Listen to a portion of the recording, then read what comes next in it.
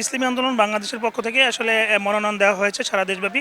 বাগেরহাটি ১ আসনে মুজিবুর রহমান শামীম তিনি মনোনয়ন পেয়েছেন। তিনি মনোনয়ন পাওয়ার পরে বাগেরহাটি ১ আসনে ফকিরহাট, শীতলমারী এবং মোল্লারহাটে শোডাউন করেছেন এবং নেতাকর্মীদের সাথে নিয়ে এবং এই প্রথম তার এবং প্রচার প্রচারণা শুরু করেছেন। ইসলামের পক্ষের সকল শক্তিকে একত্রিত করে আমরা আগামী নির্বাচনে মাঠে লড়ব।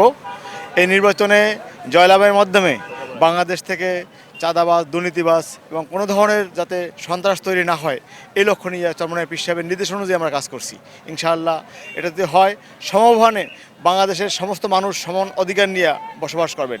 অর্থাৎ এখানে কোনো বিএনপি থাকবে না, আওয়ামী লীগ থাকবে না, জামাত থাকবে না, মানুষের পরিচয় মানুষ হিসাবে, হিন্দু থাকবে না, এখানে সবাই মানুষ হিসাবে মূল্যায়নটা হবে এই লক্ষ্য নিয়ে আমরা কাজ করতেছি। তারা বলছেন যদি সুষ্ঠু, অবাধ, নিরপেক্ষ নির্বাচন হয় তারা হাত পাকার বিকল্প আসলে কোনো কিছুই নাই এবং তারা বিজয়ী হবেন এমনটাই প্রত্যাশা করছেন।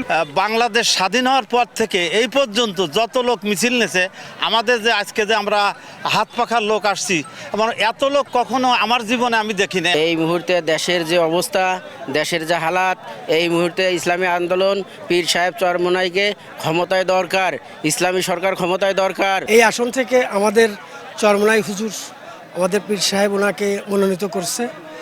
তো আমরা 100% আশাবাদী যে আমাদের পাখামার্কা নিয়ে উনি যদি নির্বাচন আগামীতে হয় এবং সেই নির্বাচনে আমরা বিজয়ী হবে ইনশাআল্লাহ। এই মনোনয়ন পেয়েই কিন্তু নেতাকর্মীরা ছুটছেন এবং নেতাকর্মীরা প্রত্যেকটা ওয়ার্ডে এবং বিভিন্ন জায়গায় কাজ করবেন এবং তারা বলছেন যে হাত পাকার বিকল্প নেই, হাত পাকার প্রতীক নিয়ে আগামীতে এই ১ আসন থেকে তারা জয় করবেন এমনটাই কিন্তু তারা দাবি করেছেন। এই ছিল আমার কাছে বাগেরহাটের ১ আসনের এবং এই প্রচার প্রচারণার আর কি সবশেষ খবর। আলী আকবর টুটুল, সময় সংবাদ, বাগেরহাট।